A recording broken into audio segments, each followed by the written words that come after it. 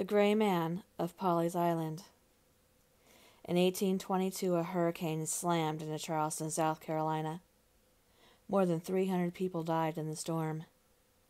The day shortly before the hurricane struck also marked the first appearance by a phantom being known as the Gray Man of Pawley's Island.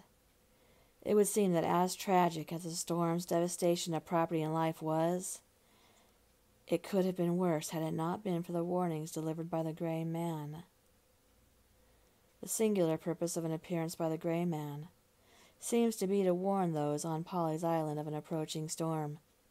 In 1893, the Lachicot family lived on Pawley's Island, and unknown to them, a massive hurricane was rapidly approaching.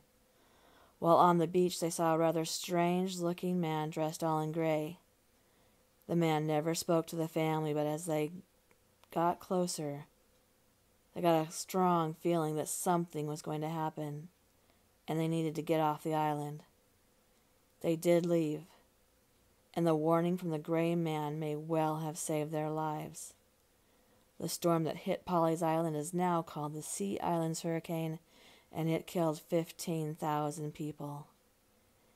As is the case with many of those who heed the warnings of the Gray Man, when the family returned to the island, they found that their home was undamaged, one of the few remaining standing buildings.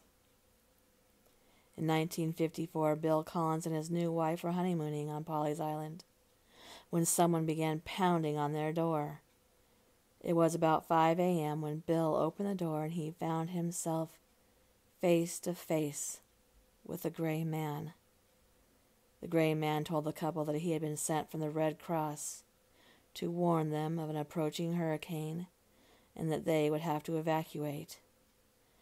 There was no prediction of a hurricane making landfall on Pawley's Island at the time, and the couple saw no sign of anyone else leaving the area.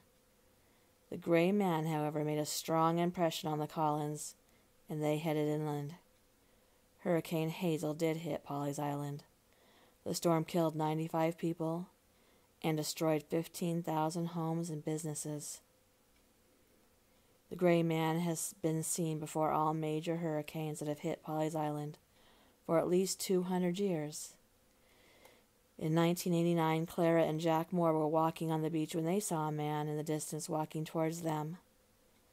As the man, dressed in gray, got closer, Jack raised his hand to wave to the stranger when he vanished. The Moores were familiar with the stories of the Gray Man and what his appearance meant. They left the island, and Hurricane Hugo soon pounded the island. 76 people died. The origin of the Gray Man is not known for sure, but there is a legend which may be based in fact and explain the Gray Man. The legend tells the story of a young man who travels to visit his parents at some distant location, leaving his fiancée behind. The man is gone for several months, but then he begins his long journey home. Wanting to be reunited with his wife-to-be as soon as possible, the man took a shortcut through unexplored terrain.